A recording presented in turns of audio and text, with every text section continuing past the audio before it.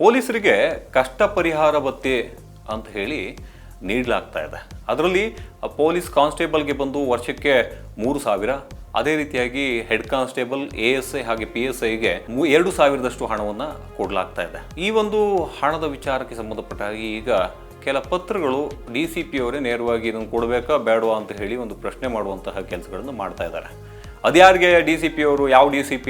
Central DCP ಆಗಿರ್ತಕ್ಕಂಥ ಶೇಖರ್ ಟೆಕ್ಕಣ್ಣವರು ಒಂದು ಪತ್ರವನ್ನು ಪೊಲೀಸ್ ಆಯುಕ್ತರಿಗೆ, ದಯಾನಂದ್ ಸಾಹೇಬರಿಗೆ ಬರೀತಾರೆ.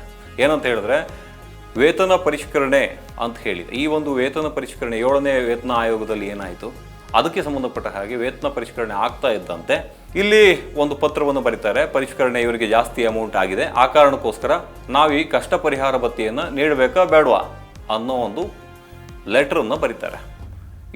ಈ ಲೆಟ್ರ್ ಬರೆಯೋದು ಎಷ್ಟರ ಮಟ್ಟಿಗೆ ಸರಿ ಅಂತ ಹೇಳಿ ನಾವೀಗ ಪ್ರಶ್ನೆ ಮಾಡ್ತಾ ಇದ್ದೀವಿ. ಈಗ ಆ ಲೆಟ್ರು ಎಲ್ಲ ಕಡೆನೂ ಕೂಡ ಹರಿದಾಡ್ತಾ ಇದೆ. ಅಂದರೆ ವೇತನ ಪರಿಷ್ಕರಣೆ ಮುಂದಿನ ಆದೇಶದವರೆಗೂ ಕೂಡ ವೇತನ ಪರಿಷ್ಕರಣೆ ಆದಮೇಲೆ ಅದನ್ನು ಕೊಡಬೇಕಾ, ಹಣವನ್ನು ಬಿಡಬೇಕಾ ಅನ್ನೋದನ್ನು ಪೊಲೀಸ್ ಆಯುಕ್ತರು ಅಥವಾ ಮೇಲಾಧಿಕಾರಿಗಳು ಗಮನಕ್ಕೆ ಅವರು ಏನು ಮಾಡಬೇಕು ಅದನ್ನು ಮಾಡ್ತಾರೆ.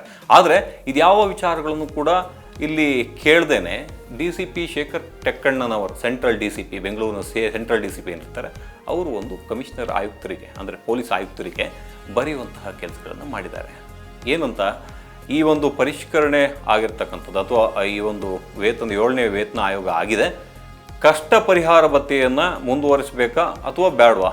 ಸಿಗೋದೇ ಇಲ್ಲಿ 3,000ದಷ್ಟು ಅಮೌಂಟು, 2,000ದಷ್ಟು ಅಮೌಂಟು. ಅದೆಲ್ಲರೂ ಸಣ್ಣ ಪುಟ್ಟ ಖರ್ಚಿಗೆ, ಹೊಟ್ಟೆಪಾಡಿಗೆ, ತಮ್ಮ ಮಕ್ಕಳ ಒಂದು ಎಜುಕೇಷನ್ಗೋ ಇನ್ನೊಂದು ಯಾವುದಕ್ಕೋ ಸಣ್ಣ ಪುಟ್ಟ ವಿಚಾರಕ್ಕೆ ಅವರು ಹಣವನ್ನು ಉಪಯೋಗಿಸ್ಕೊತಾರೆ. ಇಲ್ಲಿ ಅವರು ಏನು DCP ಆಗಿರ್ತಕ್ಕಂಥವ್ರು, ಅವರ ಒಂದು ಸ್ಯಾಲ್ರಿ ಸ್ಕೇಲು ಡಿಫ್ರೆಂಟ್ ಆಗಿರುತ್ತೆ. ಅದೇ ರೀತಿಯಾಗಿ ಇನ್ಸ್ಪೆಕ್ಟರ್ ಆದವನ, ACP ಆದವನ ಒಂದು ಸ್ಯಾಲ್ರಿ ಸ್ಕೇಲ್ ಡಿಫ್ರೆಂಟ್ ಆಗಿರುತ್ತೆ. ಒಬ್ಬ ಪೊಲೀಸ್ ಕಾನ್ಸ್ಟೇಬಲ್ ಆಗಿರ್ತಕ್ಕಂಥ ಒಬ್ಬ ವ್ಯಕ್ತಿಗೆ ಮಾಮೂಲಿಯಾಗಿ ಒಂದು 25,000ದಿಂದ 30,000ದಷ್ಟು ಬೇಸಿಕ್ ಇರುತ್ತೆ. ಉಳಿದಿದ್ದೆಲ್ಲ ಅಮೌಂಟು ಸೇರಿಸಿ ಒಂದು 60ರಿಂದ 65,000ದವರೆಗೂ ಇರುತ್ತೆ. ಇಂಥ ಒಂದು ಸಿಚುವೇಶನ್ನಲ್ಲಿ ಏನು ಈ ಥರ ಕಷ್ಟವನ್ನು ಅನುಭವಿಸ್ತಾ ಇದ್ದಾರೆ ಪೊಲೀಸ್ನವರು. ಒಂದು ಆರೋಗ್ಯ ಭಾಗ್ಯ ಯೋಜನೆಯಲ್ಲೂ ಕೂಡ ಸರಿಯಾದ ರೀತಿಯಲ್ಲಿ ಆಸ್ಪತ್ರೆಯಲ್ಲಿ ಬೆಡ್ಗಳು ಸಿಗ್ತಾ ಇಲ್ಲ. ಮತ್ತು ಇಲ್ಲಿ ಸಣ್ಣ ಪುಟ್ಟ ಏನು ಅವರ ಒಂದು ಇರುವಂತಹ ಒಂದು ಕ್ವಾರ್ಟರ್ಸು ಕೂಡ ಸರಿಯಾಗಿಲ್ಲ. ಅವರ ವಾತಾವರಣವೇ ಹದಗೆಟ್ಟು ಹೋಗಿದೆ. ಅಂತಹ ಒಂದು ಸಿಚುವೇಷನಲ್ಲಿ ಬರೀ 3,000, 2,000ಕ್ಕೂ ಕೂಡ ಕಣ್ಣಾಕುವಂತಹ ಕೆಲಸವನ್ನು ಒಬ್ಬ DCP ಆದವರು ಮಾಡ್ತಾರೆ. ಪತ್ರವನ್ನು ಬರೀತಾರೆ, ಒಂದು ಒಳಿತಿಗಾಗಿ ಬರಿಬೇಕು. ಅದನ್ನು ಬಿಟ್ಟು ನೇರವಾಗಿ ಕಮಿಷನರ್ಗೆ ಇದನ್ನು ಮುಂದುವರಿಸಬೇಕಾ ಬೇಡವಾ, ಅವ್ರಿಗೆ ಕೊಡುವಂಥ 3,000, 2,000ದಷ್ಟು ಅಮೌಂಟನ್ನು ಏನು ಮಾಡಲಿ, ಏನು ಮಾಡಬೇಕು, ಏನು ಮಾಡೋಕ್ಕೆ ಸಾಧ್ಯ ಸ್ವಾಮಿ? ಏನು ಮಾಡೋಕ್ಕೂ ಸಾಧ್ಯ ಇಲ್ಲ.